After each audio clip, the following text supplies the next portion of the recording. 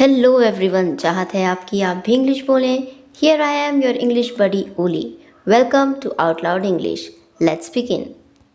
तो सबसे पहले हमारे पास है put on a show. Put on a show का मतलब होता है किसी की सिंपैथी या उनका अटेंशन पाने के लिए जब हम इमोशंस को या बिहेवियर्स को बहुत ज़्यादा बढ़ा चढ़ा कर बताते हैं, जिसे हम हिंदी में कहते हैं नाटक करना या स्वांग रचना।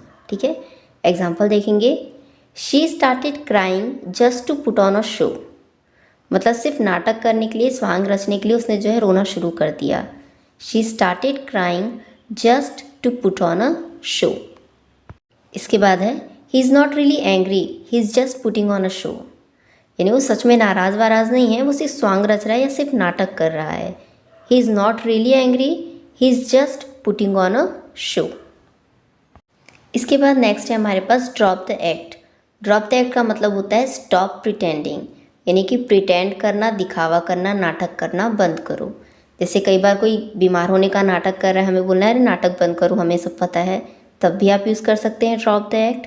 कई बार सामने वाला ऐसा दिखाता है कि वो बहुत अच्छा है, इनोसेंट है, उससे आपकी बहुत फिक्र है, पर आपको पता है कि वो नाटक कर रहा है, तब भी आप कह सकते हैं ड्रॉप द एक्ट।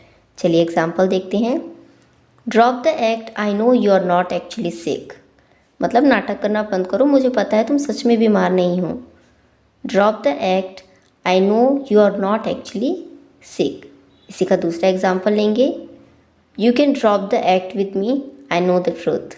यानी मेरे सामने तुम दिखावा करना बंद कर सकते हो, मुझे सच्चाई पता है। You can drop the act with me, I know the truth. इसके बाद नेक्स्ट है हमारे पास मेक एक्ट मोर कन्विंसिंग। इसका मतलब होता है कि नाटक को विश्वासप्रद बना देना। जैसे कि अगर आपको बोलना है कि भाई तुम जो कर रहे हो ना वो बहुत फेक लग रहा है, चलो मैं तुम्हारे इस नाटक को और विश्वासप्रद बनाने में तुम्हारी मदद कर देता हूँ, तो आप बोलेंगे what you are doing looks fake, let me make your act a little more convincing. What you are doing looks fake, जो तुम कर रहे हो वो बिल्कुल फेक लग रहा है। Late me make your act a little more convincing, चलो मैं तुम्हारे इस नाटक को ऐसा बना दूँ कि लोग उस पर और विश्वास कर पाएँ।